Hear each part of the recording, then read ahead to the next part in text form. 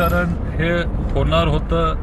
दादांचे जे सगळे जवळचे कार्यकर्ते आहेत त्यांनी पण ते मान्य केलं. इच्छा आहे की पवार कुटुंबाने एकत्र राहिलं पाहिजे. राज्यातील राजकारणात सध्या मोठ्या घडामोडी वेगानं घडत आहेत आणि राष्ट्रवादी काँग्रेसमधील संघर्ष आता निर्णायक टप्प्यावर पोहोचल्याचं दिसतंय. अजित पवार यांच्या गटामध्ये सध्या प्रचंड अस्वस्थता निर्माण झाली आहे. पक्षातील सततचे अंतर्गत वाद, गटबाजी आणि नेतृत्वातील मतभेद यामुळे अनेक आमदार नाराज असल्याची माहिती समोर येते. सूत्रांच्या माहितीनुसार तब्बल 15 ते 20 आमदारांनी थेट शरद पवार यांच्याशी संपर्क साधण्याचा प्रयत्न केलाय. यामुळे राजकीय वर्तुळात एकच खळबळ उडाली आहे. या सगळ्या घडामोडींमध्ये एक महत्त्वाची चर्चा पुढे येते, ती म्हणजे सुनील तटकरे आणि प्रफुल्ल पटेल यांच्या शैलीच्या राजकारणाबद्दलची नाराजी. पक्षातील अनेक आमदारांना असं वाटतंय की निर्णय प्रक्रियेत काही मोजक्या नेत्यांचंच वर्चस्व वाढलंय.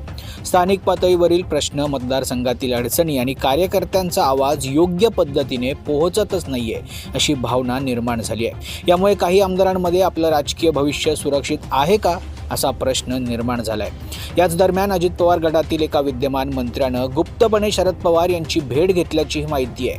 या भेटीत दोन्ही राष्ट्रवादी काँग्रेस गटांच्या संभाव्य विलीनीकरणावर चर्चा झाल्याचं समजतंय. ही घटना अत्यंत महत्त्वाची मानली जात असून यामुळे पक्षातील समीकरणं पूर्णपणे बदलू शकतात.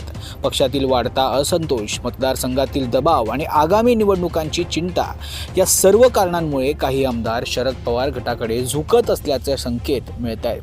काही आमदारांनी तर थेट संपर्क साधून आपली भूमिका स्पष्ट करण्याचेही प्रयत्न सुरू केलेत. सध्या दोन्ही गटांमध्ये सलोखा होण्याची शक्यता कमी दिसत असली तरी पडद्यामागे मोठ्या हालचाली सुरू झाल्याचंही स्पष्ट होतंय. आणि जर हे सर्व घडामोडी पुढे गेल्या तर महाराष्ट्राच्या राजकारणात पुन्हा एकदा मोठा राजकीय भूकंप होण्याची शक्यता ही नाकारता येत नाहीये. पुढे काय होणार, कोण कोणाचा हात धरतंय आणि राष्ट्रवादी पुन्हा एकत्र येणार का, हे पाहणं आता अत्यंत महत्त्वाचं ठरणार आहे. Bureau report, Maharashtra news 24.